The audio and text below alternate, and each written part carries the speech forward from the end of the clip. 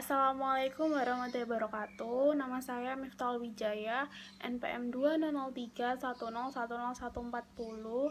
Saya di sini akan menjelaskan video mengenai modul 6. Nah, modul 6 kali ini berjudul ITC MATLAB dan Statement Pemilihan Kondisi MATLAB.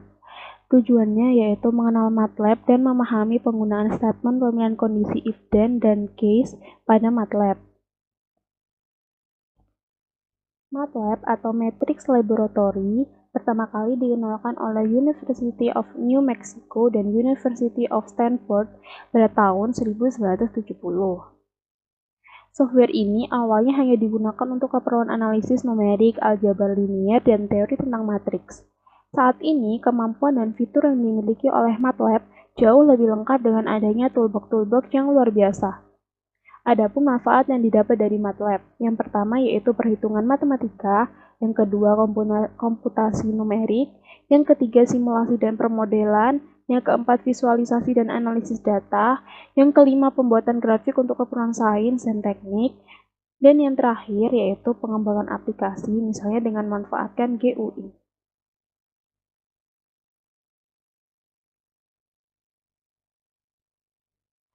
Selanjutnya ialah variabel. Tidak jauh berbeda dengan bahasa pemrograman lainnya, variabel dalam MATLAB terdapat dua buah yaitu numeric dan string. Adapun cara membuat variabel ini terdapat beberapa aturan.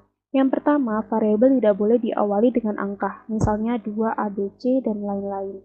Yang kedua, variabel dapat merupakan kombinasi antara huruf dan angka, misalnya ABC 432, UK 45, dan OK 45 OK. Yang ketiga, variabel tidak boleh menggunakan karakter khusus MATLAB, misalnya presentase, plus, minus, dan sebagainya. Dan yang terakhir, hindari memberikan nama variabel dengan nama-nama khusus yang ada di MATLAB, misalnya P, I, J, dan lain-lainnya. Lalu selanjutnya ialah operator sistem MATLAB tidak jauh berbeda dengan yang telah dipelajari pada bahasa sebelumnya. Ada perkalian, dengan lambang bintang, pembagian, penambahan dengan lambang plus, pengurangan, dan pangkat. Lalu, perintah tambahan yang berguna untuk pemrograman yang pertama yaitu CLC, menghapus layar di command window. Yang kedua yaitu close all, menutup semua tampilan sebelumnya. Yang ketiga yaitu clear, menghapus data di memori MATLAB. Yang keempat adalah CD, perintah untuk mengubah direktori. Yang kelima yaitu PWD, menampilkan direktori yang sedang aktif. Selanjutnya yaitu dir, mendata file-file yang ada di current directory. Lalu mkdir, perintah untuk membuat direktori di bawah current directory. Lalu delete, tentunya untuk menghapus file. Lalu who, mendaftar semua variabel yang ada di currently active workspace dan mengurutkannya berdasarkan alfabet. Lalu WHOS mendaftar semua variabel yang ada di currently active workspace dan mengurutkannya berdasarkan alfabet bersamaan dengan ukuran dan tipenya. Nah, di MATLAB ini terdapat fungsi-fungsi yang berlaku. Terdapat 5 fungsi. Yang pertama yaitu fx untuk menciptakan harga positif, exx menghasilkan eksponensial, log x menghasilkan ln x, log 10x menghasilkan 10x, sqrtx menghasilkan akar x.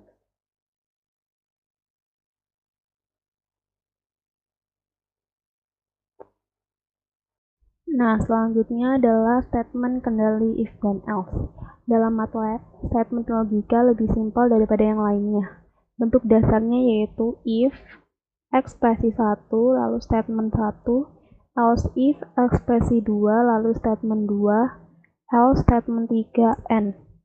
Nah, di sini saya yang pertama yaitu jangan lupa untuk mengetik clear all, lalu A input,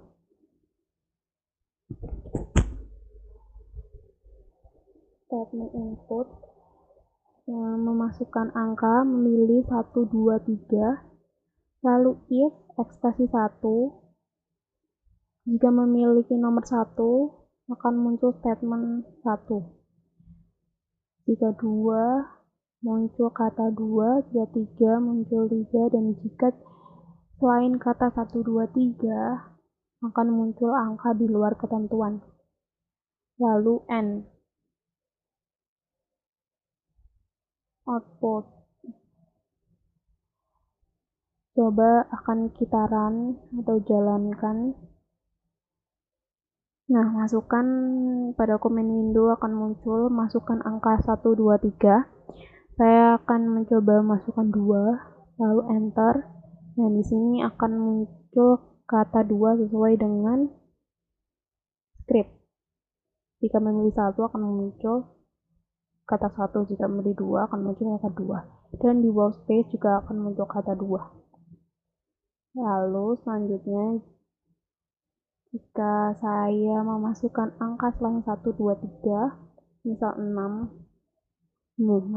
maka akan muncul sesuai di script, yaitu angka di luar ketentuan. Nah, selanjutnya adalah statement kendali case, merupakan pernyataan yang dirancang khusus untuk mengambil keputusan yang melibatkan sejumlah alternatif. Blok kode switch case merupakan penyederhanaan dari statement if-else. Jika if-else efektif untuk beberapa alur percabangan, switch case akan efektif jika digunakan dalam jumlah percabangan yang banyak. Jadi di statement kendali case itu bentuknya yang pertama adalah case. Case ini dengan ekspresi 1 USD dan dolar.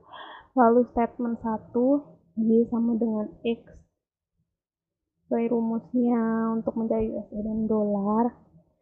Lalu case ekspresi 2 Singapura dolar dengan statementnya dan memasukkan rumus dan seterusnya sampai case berapapun. Lalu otherwise statement N. Lalu N. Nah, selanjutnya kita akan mencoba menjalankan program. Pada menu tab editor kita klik run. Nah, kita di sini sesuai dengan input yang pertama, yaitu statement memasukkan nilai nominal rupiah uang. Misal saya masukkan 20.000. Nah, kita akan memilih antara mengkonverter kurs mata uang ke dolar atau Singapura dolar atau Jepang.